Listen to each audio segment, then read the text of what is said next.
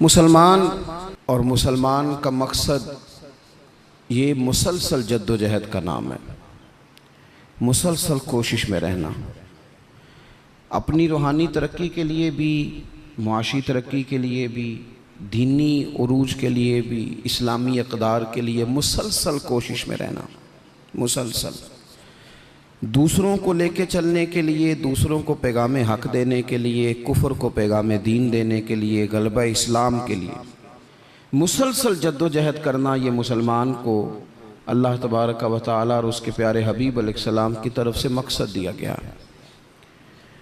کنتم خیر امت اخرجت للناس، تم بہترین امت ہو، لیکن یاد رکھنا تمہیں لوگوں کے نفع کے لیے پیدا کیا گیا ہے۔ تأمرون بالمعروف وتنہون عن المنکر، تم نے لوگوں کو معروف کا حکم دینا ہے اور منکرات سے منع کرنا ہے۔ مقصود اگر زندگی میں کچھ ہو پھر زندگی صحیح گزرتی ہے۔ بے مقصد جب یہ لوگ زندگی گزارتے ہیں تو آہستہ آہستہ پریشان رہنے لگ جاتے ہیں۔ مقاصد کیا تھے؟ مقصد یہ تھا کہ میں نے 2-4 کروڑ روپیہ زندگی میں جمع کرنا ہے، تو ہو گیا جمع، اب کیا کرے؟ اب پریشان رہنے لگ گیا، اب کہتا ہے پتہ نہیں سارا کچھ ہے، میرا دل ہی نہیں لگتا۔ مقصد اس کا یہ تھا کہ میں نے بہت اچھی بلڈنگ بنانی ہے، بہترین مکان بنانا ہے، تو بن گیا مکان، اب بھائی یہ چھوٹے مقاصد تھے۔ میں نے ملک سے باہر جانا ہے، جا کے سیٹ ہونا ہے، تو ہو گیا سیٹ۔ اب مقاصد جب تک بڑا نہیں ہوتا، مسلمان مقصد حیات کو جب تک پہنچتا نہیں اور جب تک وہ صحیح ڈائریکشن پر چڑھتا نہیں، اتنی دیر وہ پریشان ہے۔ وہ ٹامک ٹونیاں ضرور مارتا ہے، وہ والی بیماریاں ڈھونڈ کے لے آتا ہے جو دراصل اس کی بیماریاں ہیں ہی نہیں۔ وہ ڈھونڈتا چونکہ ان چیزوں کو ہے، پھر علاج بھی انہی کا کرتا رہتا ہے۔ یاد رکھیں، زندگی با مقصد بنائیں۔ مقصد کیا ہو؟ نیری روٹی کمانا مقصد نہ ہو، روٹی کمائیں بھی اور لوگوں کو کھلائیں بھی۔ آپ اگر اس لیے مال بڑھائیں گے کہ میں مالدار ہو جاؤں تو یہ تو محمود نہیں، یہ پیارا نہیں آپ کا یہ نظریہ۔ لیکن اگر مال اس لیے کمائیں کہ یا اللہ پیسے دینا، پر مجھے طریقہ بھی حضرت عثمان غنی والا دینا، مجھے سلیقہ حضرت عبد الرحمن ابن عوف والا دینا۔ آپ اگر مقاصد کے تحت زندگی گزاریں گے تو بے چین نہیں رہیں گے۔ اگر آپ کا کوئی مقصد ہے، آپ اگر صحابہ کرام علیہم رضوان کی مقدس زندگیوں کو دیکھیں تو کوئی مقصد تھا، کچھ پیچھے چھا جس کے لیے وہ جد و جہد کر رہے تھے۔ حضرت مولا علی شیر خدا کرم اللہ تعالی وجہ الکریم، ایک بات کرتا ہوں، ایک مثال دیتا ہوں۔ حضرت علی شیر خدا کا شمار بظاہر ابھی بچوں میں ہوتا تھا جب کلمہ پڑھا، اور جب ساری برادری کٹھی تھی اور حضور نے فرمایا میں اللہ کا رسول ہوں، کون کون میرے ساتھ دین کی مدد کرے گا، کون مشکل وقت میں حفاظت کرے گا، تو سب چپ رہے۔ حضرت علی اٹھ کے کھڑے ہو گئے، کہا یا رسول اللہ میں محافظ بھی بنوں گا اور دین کا مددگار بھی بنوں گا۔ اب ایک مقصد بنا لیا ہے کہ میں نے تلوار لینی ہے، میں نے دین کی حفاظت کرنی ہے، میں نے یہ کام کرنا ہے۔ ایک مقصد تو ہے نا یار، ایک پروگرام بنا لیا ہے۔ اب حضرت مولا علی شیر خدا ہر میدان میں پہلی صف میں نظر آئے۔ ایک موقع ایسا آیا جہاں میرے حبیب علیہ السلام نے فرمایا کہ علی تم مدینے میں میرے پیچھے رہو، بچے ہیں، عورتیں ہیں، نگہبانی ہے، اور میں اس لیے اسی طرح تمہیں چھوڑ کے جا رہا ہوں جس طرح حضرت موسیٰ علیہ السلام جناب ہارون کو چھوڑ کے گئے تھے، مگر یہ کہ میرے بعد نبی کوئی نہیں۔ ایک موقع پر صرف چھوڑ کے گئے، جہاد پہ ساتھ نہیں لے کے گئے، تو حضرت علی رونے لگے۔ اللہ کرے آپ کو سمجھ آئے میری بات کی۔ بچہ ہمارا بھی روتا ہے، پر وہ کہتا ہے میں نے سیر کے لیے جانا ہے۔ مقصود کچھ اور بنا لیا ہے نا۔ پیسے ہمارے بچے بھی مانگتے ہیں، پر وہ کہتے ہیں کہ ٹور جا رہا ہے، میں نے ساتھ جانا ہے۔ ہمیں بھی رونا آتا ہے کئی دفعہ، لیکن وہ جو پارٹی ہم نے قابو کرنی تھی وہ کوئی اور کر کے لے گیا۔ یہ تو گاہک میرا تھا، یہ دائیں بائیں کیسے نکل گیا۔ رونا تک آ جاتا ہے، ان کا بھی رونا تھا۔ عرض کی یا رسول اللہ صلی اللہ علیہ وسلم آپ مجھے بچوں اور عورتوں پر چھوڑ کر جا رہے ہیں؟ تو حضور صلی اللہ تعالیٰ علیہ وسلم نے فرمایا علی اسی طرح چھوڑ کے جا رہا ہوں جس طرح حضرت ہارون کو جناب موسیٰ کلیم چھوڑ کے گئے تھے۔ بھائی ایک مقصود تھا کہ میں نے میدان میں رہنا ہے، ایک ارادہ کیا تھا، ایک پروگرام بنایا تھا، پھر ساری زندگی وہ میدان میں رہے۔ ان کو جب خنجر لگا نا کوفے کی جامع مسجد کے قریب، تو بندے کو تکلیف ہوتی ہے تو وہ ہائے کرتا ہے، بیٹے کو آواز دیتا ہے، نصیحتیں لکھواتا ہے، لیکن مولا علی کو خنجر لگا تو کیا کہتے ہیں؟ کہتے ہیں فزت برب الکعبہ، لو بھائی لوگو رب کعبہ کی قسم آج میں کامیاب ہو گیا ہوں۔ ایک مقصود بنایا تھا نا، آج میں اس مقصود تک پہنچ گیا ہوں۔ یار کوئی مقصد تو ہو۔ لو سنو بات، بخاری میں موجود ہے، ایک خاتون تھی جو مسجد نبوی شریف میں جھاڑو دیتی تھی۔ مشکل کام ہے؟ چلیں آپ بتائیں مجھے، مسجد کے اندر جھاڑو دینا آسان ہے کہ مسجد کا صدر بننا آسان ہے؟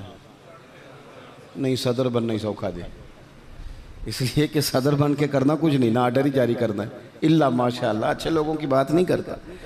اس لیے اچھا زیادہ اجر والا کام تو یہ نا کہ اللہ کا گھر صاف کیا جائے۔ میں نے تو علماء سے کئی جگہ کہا ہے کہ اس عہدے کا نا آپ کوئی نام بدل دیں، اس سیٹ کا نگران کر دیں، سرپرست کر دیں، کیونکہ جب صدر آپ کہہ دیتے ہیں نا تو صدر پاکستان کا سب سے بڑا آئینی عہدہ ہے، اور صدر اگر با اختیار ہو تو پہلا کام اسمبلیاں توڑنے کا کرتا ہے، تو پھر مشکل ہو جائے گی۔ ایک خاتون مسجد نبوی شریف میں جھاڑو دیتی تھی، کوئی مقصد تو ہے نا یار، یعنی جمعے والے دن میں نے جھاڑو دینا ہے، کوئی مقصد تو ہے۔ میں نے یار اللہ کا گھر سمجھ کے، کمیٹی کی مسجد سمجھ کے نہیں، محلے کی مسجد سمجھ کے نہیں، رب کا گھر سمجھ کے میں نے یار وہ واش روم صاف کرنے ہیں جن کے اندر لوگ گزرتے ہیں اور نماز کے لیے اپنے آپ کو تیار کر کے لوگ وضو سے فارغ ہو کر کے آتے ہیں۔ ایک مقصود ہے، ایک ارادہ کر لیا ہے، کوئی پروگرام تو ہو، ایسے محمل فضول وقت گزرتا جائے۔ یعنی ہمارے ہاں نا کچھ لوگ کہتے ہیں میں بور بڑا ہوتا ہوں۔ آپ نے ناراض نہیں ہونا، میں سینکڑوں اور ہزاروں لوگوں کو جانتا ہوں جو ان سے پوچھنا کیا کر رہے ہیں تو کہتے ہیں ٹائم پاس کر رہا ہوں۔ تو میں کہتا ہوں آپ نے ٹائم کو بالکل فضول سمجھ لیا ہے۔ کیا سمجھتے ہیں آپ زندگی کے لمحات اتنے فارغ ہیں؟ اور نبی پاک صلی اللہ علیہ وسلم نے فرمایا دو نعمتیں ایسی ہیں جن کے بارے میں بہت سارے لوگ دھوکے میں۔ دو نعمتیں کہا حضور نے، نعمتان، دو نعمتیں ایسی ہیں جس کے بارے میں لوگ دھوکے میں پڑ گئے، انہیں سمجھ ہی نہیں آئی کہ ہمارے پاس نعمت۔ یا رسول اللہ کون سی؟ حضور نے فرمایا ایک صحت اور ایک فرصت، ایک صحت اور ایک فرصت۔ اللہ نے فارغ وقت دیا تھا کہ بہت سارے قرآن پاک پڑھ سکتا تھا، درود پاک پڑھ سکتا تھا، کوئی کام کر سکتا تھا، لیکن بس اس چوک میں گزر گیا، اس گلی میں وقت گزر گیا، فلانے کی باتیں کرتے وقت گزر گیا، میلوں ٹھیلوں میں گزر گیا، شغل میلوں میں گزر گیا، کوئی ٹھنڈے علاقے کی سیر میں گزر گیا، جو بچا تھا وہ موبائل پہ گزر گیا۔ بیت گئے اوقات ہمارے۔ کوئی مقصود ہے میرے عزیز؟ مسجد میں جھاڑو دیتی ہے خاتون، بیمار ہو گئی لیکن با مقصد زندگی گزار رہی تھی نا، اس نے کسی نہ کسی طریقے سے اپنے آپ کو مدینے والے محبوب کے دین سے جوڑ لیا تھا۔ جھاڑو دیتی تھی مسجد میں، بیمار ہو گئی۔ قربان جائیں رسول کائنات یعنی اللہ کی رحمت کاملہ، حضور خود چل کے تیمارداری کرنے تشریف لے گئے اور فرمایا اگر یہ انتقال کر جائے تو مجھے خبر ضرور کرنا۔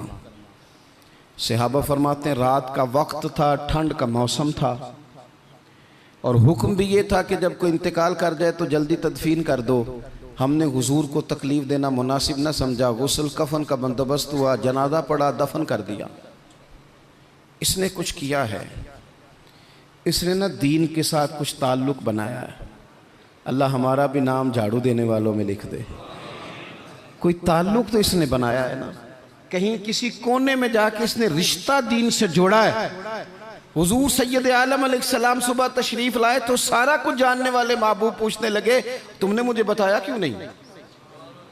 یہ بھی اعزاز کے لیے ہے، ورنہ وَعَلَّمَكَ مَا لَمْ تَكُنْ تَعْلَمْ۔ حضور سید عالم علیہ السلام نے فرمایا کیوں نہیں بتایا؟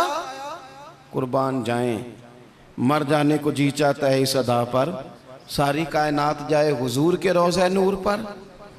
اور نبی پاک نے پوچھا بتایا کیوں نہیں؟ یا رسول اللہ رات تھی، تکلیف دینا مناسب نہیں سمجھا۔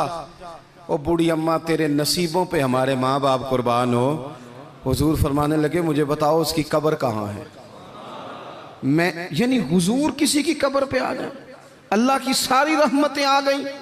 کریم محبوب علیہ السلام قبر پہ گئے. ویسے تو دوسرا جنازہ جائز نہیں, ایک ہی شرط میں جائز ہے کہ اگر وارث نے نہیں پڑھا تو دوسرا جنازہ پڑھا جا سکتا ہے, لیکن حضور تو خود وارث ہے نا ساری امت کے, اور حضور اختیار رکھتے ہیں, شارع ہیں.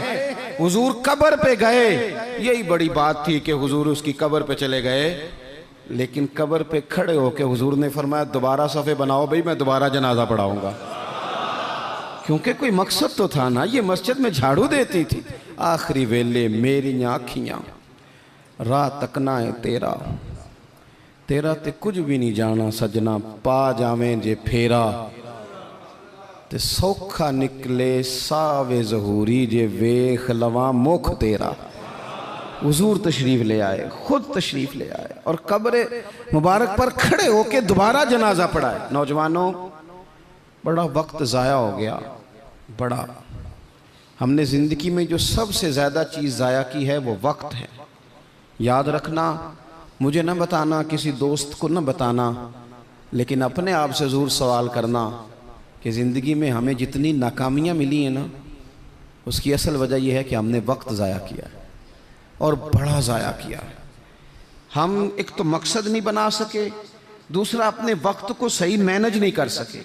ہم بڑا کچھ کر سکتے تھے, اللہ تبارک و تعالیٰ نے صلاحیت دی تھی, بہت سارے کام ہم اپنے ذمے لیتے تو کر جاتے, لیکن وقت ضائع کیا. امام بہقی نے حدیث لکھی ہے, میرے رسول پاک صلی اللہ تعالیٰ علیہ وسلم نے ارشاد فرمایا, جب صبح دن چڑھتا ہے نا تو دن اعلان کرتا ہے, وہ دن اعلان کرتا ہے, کہتا ہے میں آج آیا ہوں, آج کے بعد نہیں آؤں گا, آج کے بعد نہیں آؤں گا. کچھ کرنا ہے تو کر لو, آج جو دن آیا ہے نا, آج یہ قیامت تک دوبارہ واپس نہیں آئے گا. کچھ کر لو. جس نے آج تلاوت نہیں کی اس کا یہ دن بغیر تلاوت کے گزر گیا. میرے عزیز, جس نے آج درود پاک نہیں نہ پڑھا, حضور کو یاد نہیں کیا, اس کا یہ دن گزر گیا بغیر درود پاک. جس نے آج سجدوں کی کثرت نہیں کی, یہ دن بیت گیا. دن کہتا ہے دوبارہ نہیں آؤں گا. حضرت عمر بن عبدالعزیز رحمۃ اللہ علیہ سے کسی نے کہا حضور یہ کام رہنے دیں, کل کر لیں گے. تو آپ فرمانے لگے اگر یہ کام کل کروں گا تو جو کام کل کرنے وہ کب کروں گا, یہ کل پہ ڈال دوں گا تو جو کام کل کرنے وہ پھر کب کروں گا, وہ کل والا دن بھی پھر اسی طرح گزر جائے گا. 39 سال عمر پائی حضرت عمر بن عبدالعزیز نے. کتنی؟ ہلکا سا بولیے گا. 1 کم 40, 1 کم 40, 39 سال عمر. پچھلے بادشاہ ظالم تھے, یہ ان کے ظلم بھی ہو گئے. عوام کے ساتھ بڑی جگہ پہ وہ خیر نہیں کر پاتے تھے, جناب عمر وہ خیر بھی کر گئے. حضرت عمر بن عبدالعزیز رحمۃ اللہ علیہ سارا حکومت کا نقشہ بھی بدل گئے. یہ 20 قرآن بھی پڑھ گئے اور کروڑوں دفعہ مدینے والے پہ درود و سلام بھی بھیج کے چلے گئے. عمر 39 سال پائی, عمر 39 سال پائی. بیت گیا ہمارا وقت. پیچھے پلٹ کے دیکھتے ہیں تو بڑا کچھ ضائع کر آئے. مزید نہ کرنا, مزید نہ کرنا. اپنے اگر ہم چاہتے ہیں معاشرہ اصلاح پذیر ہو تو ایک تو با مقصد, دوسرا وقت بالکل کسی موقع پہ ضائع نہیں کریں, کسی موقع پہ. امام شافعی رحمۃ اللہ علیہ فرمایا کرتے تھے, میں نے صوفیاء سے ایک بات سیکھی ہے جس نے مجھے بڑا نفع دیا ہے. حضور وہ کیا ہے؟ آپ فرماتے ہیں, صوفیاء فرمایا کرتے ہیں کہ وقت ایک تلوار ہے, اسے اپنے ہاتھ میں کر لو تو بڑی مشکلات کاٹ ڈالو گے, اور اگر تم نے اس کو اپنے ہاتھ میں نہ کیا تو پھر وقت تو تلوار ہی ہے, یہ تمہیں کاٹ ڈالے گا, پھر تم کٹ جاؤ. جوان بالخصوص یہ ٹائم پاس یہ نکال دیں. مزاج بن گیا ہے ہمارا شغل میلے کا, گپیں گھنٹوں بھی ہوں تو وقت کا پتہ نہیں چلتا. شغل میلے کا, میں آپ کو پتہ ہے ہم غلام ہیں اولیاء کے, ہم صوفیاء کے نظریات کو قرآن و سنت کی ترجمانی سمجھتے ہیں. لیکن یہ کہ آپ نے نہیں دیکھا ہوگا کہ 20 لوگ اکٹھے ہو کے کسی جگہ ایک گلی سے نکلے ہوں, کوئی پوچھے کدھر جا رہے ہو تو کہیں ہم جمعہ پڑھنے جا رہے ہیں مسجد میں. 20 ہو کے نہیں نکلتے. لیکن اگر ٹھنڈے علاقے میں سیر کرنے جانا ہو تو 20 کی بس بھر جاتی ہے کہ نہیں. اگر کہیں فلانی جگہ میلہ لگا ہوا ہے تو پھر 2-3 گلیوں سے بسیں بھر جاتی ہیں کہ نہیں. میں اکثر کہتا ہوں کہ آپ نے شغل میلہ بنا لیا ہے مزارات کو. شغل میں اللہ سارے رستے میں نماز نہیں پڑھی. کیا مزاج, وقت کو ضائع کر رہے ہیں اور بڑا زیادہ کر رہے ہیں, اور یہ پلٹ کر ہاتھ نہیں آئے گا. جن لوگوں نے کام کیا, ہمارا ہزارہ اختلاف ہے یورپ کے ساتھ, پر یہ بات تو مان جاؤ نا, انہوں نے اپنا وقت مینج کر لیا ہے, مینج کر لیا. ہم ابھی تک ہیں, بہت ساری چیزیں ہیں, ناروں میں زندہ ہیں, انہوں نے مینج تو کیا ہے. تیسری بات میرے عزیز اصلاح معاشرہ کے لیے جو بڑی اہم اور بڑی ضروری ہے, وہ یہ ہے کہ ترجیحات کا تعین کریں زندگی میں. میری دراصل ترجیح کیا ہے, اصل مقصود کیا ہے. یہ ہمارے مذہبی اجتماعات ہوتے ہیں, مجھ سے لوگ وقت لینے کے لیے آتے ہیں, بڑے اچھے لوگ ہوتے ہیں, خیر کے لیے آئے ہیں, ورنہ ہمیں کون پوچھتا ہے. تو میں کئی دفعہ پوچھتا ہوں دوستوں سے کہ جو آپ محفل کرا رہے ہیں تو کوئی پس منظر بھی تو بیان کریں نا, مقصود کیا ہے. چلیں اتنا ہی کہہ دیں کہ ثواب کی نیت سے کرا رہے ہیں, اللہ میں اجر دے گا, لیکن یہ کہ مقصود ہی نہیں پتا. جوانوں کی بڑی بڑی جماعتیں بنی ہوئی ہیں, مقصود کا ہی نہیں پتا دراصل جانا کس طرف.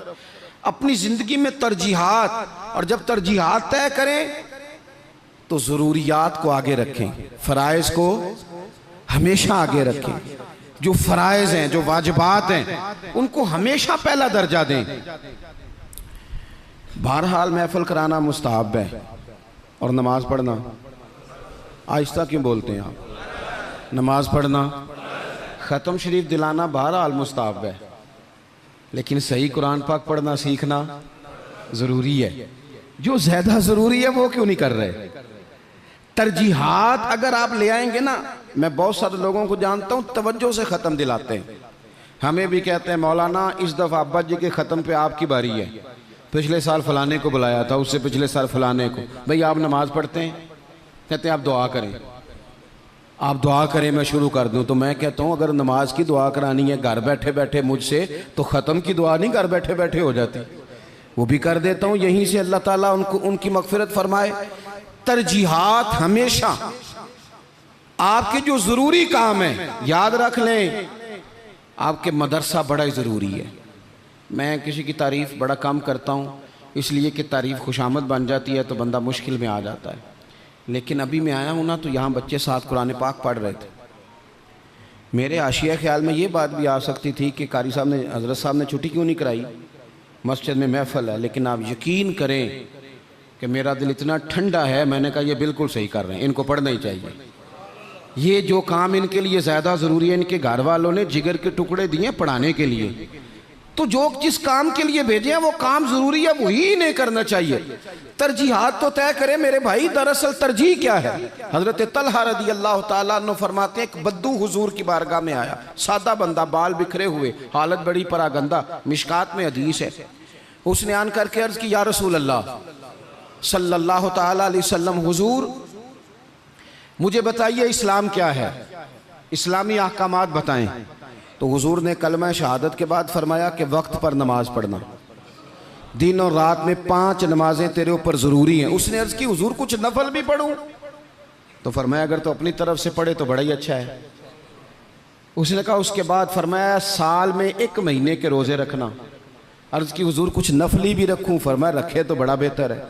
پھر فرمایا حج فرض ہو جائے تو پہلی فرصت میں کرنا. حضور کچھ ساتھ نفلی بھی کروں؟ فرمایا کرے تو اچھا ہے. پھر فرمایا زکوٰۃ دے, زکوٰۃ. اس نے عرض کی یا رسول اللہ صلی اللہ تعالیٰ علیہ وسلم کچھ نفلی صدقات بھی کروں؟ فرمایا کرے تو بڑا اچھا ہے. اس نے یہ باتیں سن کے نہ صرف فرائض کی تعلیم دی, فرائض کی.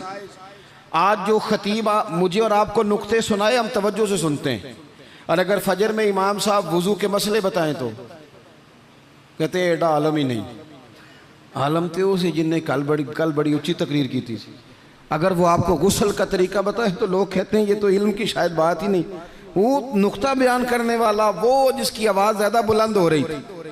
آواز بلند ہونا زیادہ ضروری نہیں ہوتا, دلائل بلند ہونا ضروری ہوتا ہے. آپ کی دلیل کتنی مضبوط ہے یہ زیادہ اہم ہے. تو اللہ کے محبوب علیہ السلام نے فرمایا فرض نماز پڑھ, زکوٰۃ دے, رمضان کے روزے رکھ, حج کر. حضور سید عالم صلی اللہ تعالیٰ علیہ وسلم نے یہ ترجیحات بتائیں. وہ شخص پتہ ہے حضور سے کیا کہتا ہے؟ کہتا ہے یا رسول اللہ جو میں نے آپ سے سنا ہے نہ کمی کروں گا نہ اضافہ کروں گا. گویا وہ مان گیا کہ میں ترجیح دوں گا فرائض کو. تو رسول پاک صلی اللہ علیہ وسلم نے فرمایا صحابہ کی طرف دیکھ کے فرمایا اگر یہ جو کہہ رہا ہے اس پہ ڈٹا رہا جو اس نے کہا ہے اگر وہ سچ کیا اس نے تو فرمایا پھر یہ بندہ کامیاب ہو جائے گا، پھر یہ فلاح پا جائے گا۔ آپ ترجیح ہمیشہ اہم کام کو دیں۔ میں جو بات کرنے لگا ہوں میرے علماء اس کی ذمہ داری لیں گے۔ آپ سے یہ نہیں پوچھا جائے گا کہ آپ نے مزار پہ چادریں کتنی ڈالی ہیں، یہ ضرور پوچھا جائے گا کہ ماں باپ کی خدمت کی کہ نہیں کی۔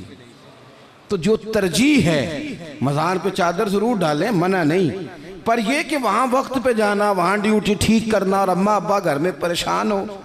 رسول کائنات صلی اللہ علیہ وسلم کی خدمت میں ایک صحابی حاضر ہوئے، عرض کی یا رسول اللہ صلی اللہ تعالیٰ علیہ وسلم میں ایک مسئلہ دریافت کرنے آیا۔ میرے دوستو پتہ ہمیں کیا ہوا ہے،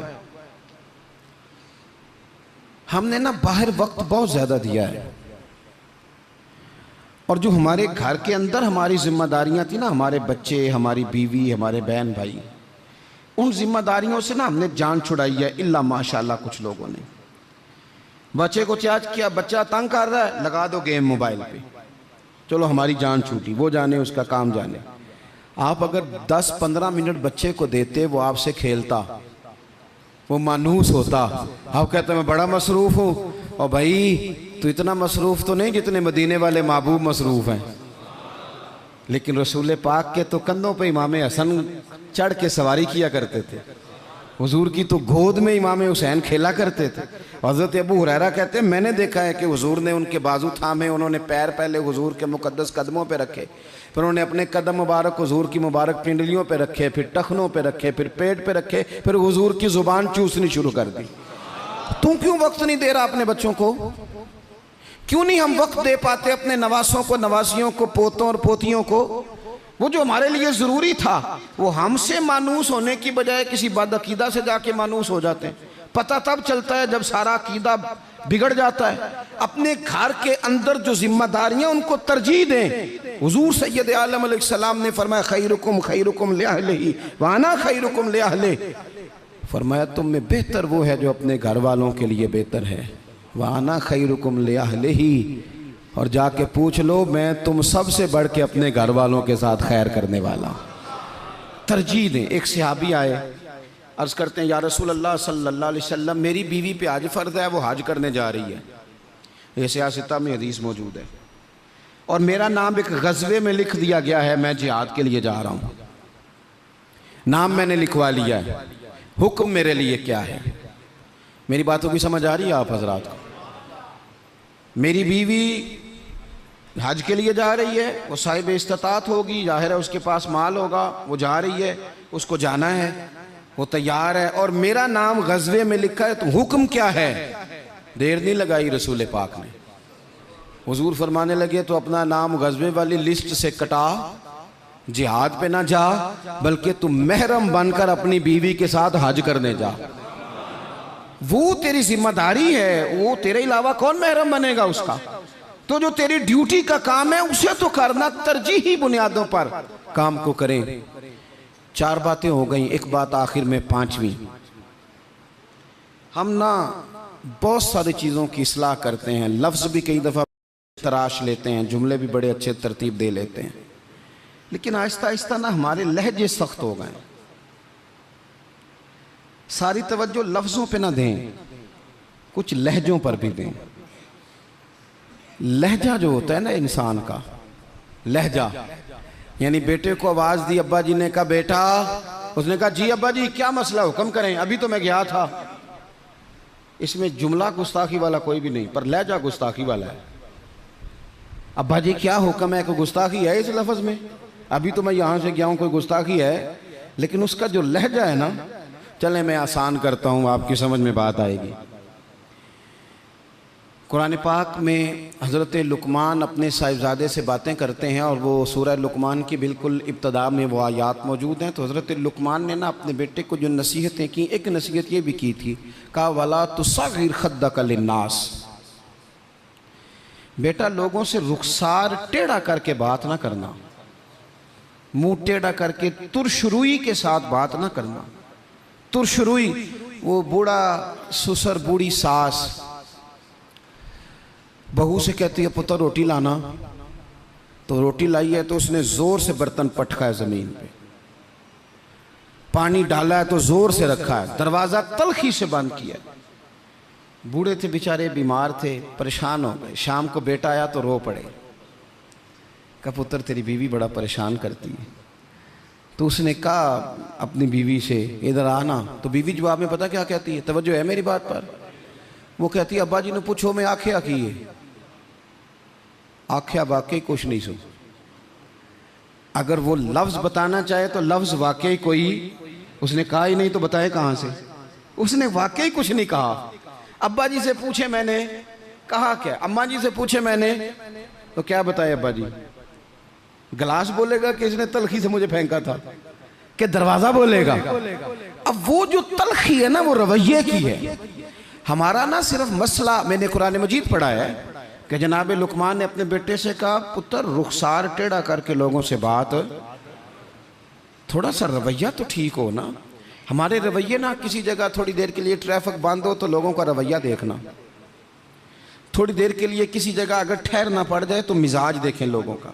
ہمارا آپ کسی سے نا کسی کے بارے میں سوال کریں، پوچھیں سیاستدان کیسے ہوتے ہیں، پھر ہمارا رویہ دیکھیں۔ آپ پوچھیں پولیس والے کس طرح کے ہوتے ہیں، پھر دیکھیں رویہ۔ آپ پوچھیں تیرا کیا خیال ہے اپنے سسرال والوں کے بارے میں، پھر رویہ دیکھیں۔ چلیں آپ اچھے لوگ ہیں اور مسجد میں بھی بیٹھے ہیں اور باوضو بھی ہیں، غلط بات تو کرنی نہیں۔ اگر پوچھا جائے کہ مولویوں کے بارے میں کیا خیال ہے، اگرچہ سننے بھی آئے ہیں، اگرچہ یہ کہ ان کے پیچھے نماز بھی پڑھتے ہیں، لیکن رویوں میں وہ رنگ نہیں ہے۔ آواز دیتے ہیں تو اس انداز میں بعض لوگ اپنے ڈیروں پر بیٹھ کے چودھری تبصرہ کرتے ہیں تو وہ تبصرے کا لہجہ ٹھیک، میرے لہجے میں غرور آیا تھا، تیرا حق تھا تو شکایت کرتا۔ اور میرے بھائی لہجے پر بھی تھوڑی توجہ دیں، انداز۔ کچھ لوگ کہتے ہیں جی میں کڑوا اس لیے ہوں کہ سچا ہوں، سچے بندے کڑوے ہوتے ہیں۔ میں نے کہا یہ مثال ہی غلط ہے سرے سے۔ کائنات میں سب سے زیادہ سچ مدینے والے محبوب نے بولا ہے، سب سے زیادہ سچ حضور نے بولا ہے، پر وہ سچ اتنا میٹھا تھا کہ لوگوں نے دوڑ دوڑ کے اسے حاصل کیا ہے۔ سچ ہی تو میٹھا ہوتا ہے، کس نے کہہ دیا سچ کڑوا ہوتا ہے؟ یہ ہم کڑوا بنا دیتے ہیں۔ ترشروئی تھوڑا سا نا لہجے پر بھی دیکھیں نا، ایک بیٹا ہے، لہجے کی بات ہے نا۔ والدہ نے، وہ بیچاری اماں کو ٹیلی فون آ گیا بیٹی کا کہ اماں جی 20,000 روپیہ چاہیے، میں مجبور ہوں، میں تکلیف نہ دیتی۔ تب وہ والد والدہ بیٹھے ہیں، مشورہ کر رہے ہیں، بیٹا پہلے ہی زیادہ تنخواہ کوئی نہیں، خرچے پہلے ہی زیادہ ہیں، کیسے کہیں گے؟ بڑی انہوں نے نا مشورہ کر کے، بیٹا آیا تو بڑے پیار سے پریم سے بات کی، کہا پتر دل تو نہیں کرتا، ہمیں تیرے حالات کا پتہ ہے، پر تیری بہن بیچاری کو نا 20,000 کی ضرورت ہے۔ اب ایک لہجہ یہ ہے۔ اس نے کہا ابا جی کمال بات ہے، آپ کو پہلے بھی پتہ ہی ہے، آپ مجھے روز تکلیف دیتے ہیں، پہلے اتنے خرچے ہیں، ابھی عید پہ دیا تو تھا 3,000 اس کے گھر میں، پھر اس نے فون کر دیے، اسے بھی سوچنا چاہیے۔ اٹھ کے چلا گیا۔ ماں باپ بیچارے ساری رات روتے، ہم نے کیوں بات کی، نہ کرتے، کیا اس نے رویہ اختیار کیا؟ ایک رویہ یہ ہے، ایک رویہ یہ ہے کہ ابا جی اور اماں جی نے بڑے چن کے جملے کا، بیٹا ہمیں تیرے وسائل کا بھی پتہ ہے، مسائل کا بھی پتہ ہے، دل نہیں کرتا پر تیری بہن کس سے بات کرے، غریب ہے، اس نے کہہ دیا ہے، مجبوری ہے، اسے کو 10-20 ہزار چاہیے۔ تو بیٹا اٹھ کے قریب آ گیا، اس نے اماں کا ہاتھ پکڑ کے سینے پہ رکھا، باپ کا ہاتھ چوما، اس نے کہا ابا جی آپ جھچک جھچک کے بات کیوں کرتے ہیں، 20,000 کی کیا بات ہوئی، میری جان بھی حاضر ہے، غریبی اور بات ہے، مجبوری اور بات ہے، پر آپ حکم کیا کریں، میں غلام ہوں آپ کا، آپ جھچک کے میرے ساتھ بھی جھچکیں گے، آپ کھل کے بات کریں، آپ کو فون کر دینا چاہیے، میں ادھار پکڑوں کچھ کروں، آپ جو کریں گے۔ روئے گا اس کا ابا بھی ساری رات ہی، روئے گی اس کی اماں بھی ساری رات ہی، پر دعائیں مانگتی روئے گی، ابا دعائیں مانگتا روئے گا کہ یا اللہ اس طرح کی اولاد سب کو عطا فرما، روئے گا۔ رویے، لہجے، انداز، گفتگو، اس میں تبدیلی کی ضرورت ہے، اس میں تبدیلی کی ضرورت ہے۔ حضرت جابر ابن عبداللہ رضی اللہ تعالیٰ عنہ روایت کرتے ہیں، ایک صحابی فرماتے ہیں حضور پہلے دن مدینہ تشریف لائے ہجرت کر کے، میں زیارت کے لیے گیا تو میں نے مسکراتے دیکھا، بڑے بڑے وقت آئے نا، ان میں بدر بھی آیا، احد بھی آیا، احد میں شہادتیں بھی ہوئی، ان مواقع میں بڑا کچھ آیا، لیکن میں نے حضور کو 10 سال زیارت کرتا رہا، جب بھی ملا ہوں مسکراتے ملا ہوں۔ اور میں حضور کے وصال ظاہری سے کچھ دن پہلے بھی زیارت کرنے گیا تو مدینے والے کو مسکراتے ہی دیکھا ہے۔ تلخی بڑی ہے رویے میں، تلخی بڑی ہے مزاجوں میں۔ تو پھر اپنی بات ساری دہراتا ہوں۔ سب سے پہلے تو زندگی با مقصد کریں، بے مقصد نہ بنائیں، ورنہ آپ بلا وجہ کے پریشان رہیں گے۔ دوسری بات یہ کہ اس با مقصد زندگی میں پھر وقت ایک لمحہ بھی ضائع نہ کریں۔ اپنے سارے معاملات کو ترتیب دیں، اٹھنا کتنے بجے ہے، کھانا کتنے بجے، اور بڑی ذمہ داری سے کہہ رہا ہوں 2 دن آپ کو فجر کے دن مشکل سے اٹھنا ہے، کسی کے اٹھیں گے 2 یا 3 دن، یا الارم آپ کو اٹھائے گا، تیسرے دن انشاءاللہ تعالیٰ آپ کا دماغ خود بخود جاگ جائے گا۔ اللہ نے مزاج اس طرح کا بنایا ہے انسان کا، تو وقت نہیں ضائع کرنا۔ تیسری بات یہ کہ ترجیحات کا تعین کرنا ہے، ترجیحات کا۔ جو فرائض ہیں وہ بہرحال پہلے ہیں، جو واجبات ہیں وہ بہرحال پہلے ہیں، جو حقوق العباد ہیں وہ بہرحال۔ حضرت عبداللہ ابن عباس رضی اللہ تعالیٰ عنہ مسجد میں اعتکاف بیٹھے ہوئے تھے، تو ایک بندہ آ کے مسجد میں بڑا پریشان ہو کے بیٹھ گیا، تو فرمایا او بھائی کیا ہوا؟ کہنے لگا حضور بڑا پریشان ہوں، ایک بندے کا قرض دینا ہے اور مجبور ہوں، دے نہیں پا رہا۔ آپ فرمانے لگے میں تیرے لیے ایک بات کروں تو تیرا کام بنتا ہے؟ اس نے کہا حضور اگر کر دیں تو بڑی بات ہے۔ اعتکاف بیٹھے تھے، جوتے پہنے مسجد سے باہر نکل آئے۔ وہ بندہ کہنے لگا حضور رکے شاید آپ کو یاد نہیں رہا، آپ اعتکاف میں ہیں۔ حضرت عبداللہ ابن عباس رو پڑے اور حضور کی قبر نور کی جانب اشارہ کر کے کہنے لگے زیادہ عرصہ نہیں گزرا، میں نے مدینے والے حبیب سے سنا ہے کہ جو کسی بھائی کی ایک مشکل حل کر دے اللہ 10 اعتکاف سے زیادہ ثواب عطا فرمائے گا۔ تو جو وقت ترجیح طے کرنے کا تھا میں نے طے کر لیا، اس وقت ترجیح تجھے مشکل سے نکال دے۔ حقوق العباد اگر ترجیح ہے تو اسے طے کریں، فرائض ترجیح ہے تو اسے طے کریں، اور اپنے رویوں کو اچھا رکھیں۔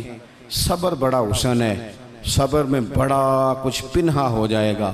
بے صبر آدمی چند قدم بھی نہیں چل سکے گا، تھک جائے گا۔ یہ چیزیں زندگی میں پیدا کریں۔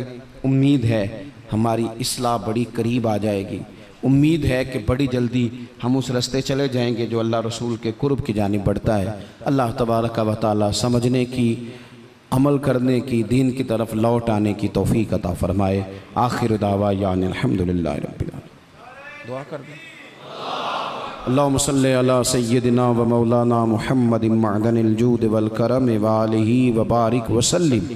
اللہ ہماری حاضری کو قبولیت کا شرف عطا فرما۔ جن دوستوں نے اہتمام کیا ہے ان کی کوشش کو، کاوش کو قبول فرما۔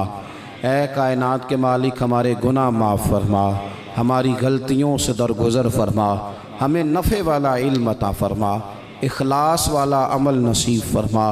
اے اللہ نیکی کے رستے پہ چلنا ہمارے لیے آسان بنا دے، گناہ اور بدی سے قلبی نفرت عطا فرما دے، بیماروں کو شفا دے دے، مقروضوں کو قرضوں سے رہا کر دے، تنگ دستوں کو وسعت رزق دے دے، جو بے گھر ہیں انہیں اپنی چھت دے دے، جو بے اولاد ہیں انہیں صاحب اولاد کر دے، اولاد والوں کی اولاد کو فرما بردار بنا دے، ہمارا خاتمہ بالخیر فرما، ہمارا خاتمہ بالایمان فرما، پردہ پوشی نصیب فرما، پردہ پوشی نصیب فرما۔ رب اغفر وارحم وانت خیر الراحمین۔ وصلی اللہ تعالی علی حبیبہ سیدنا و مولانا محمد۔ السلام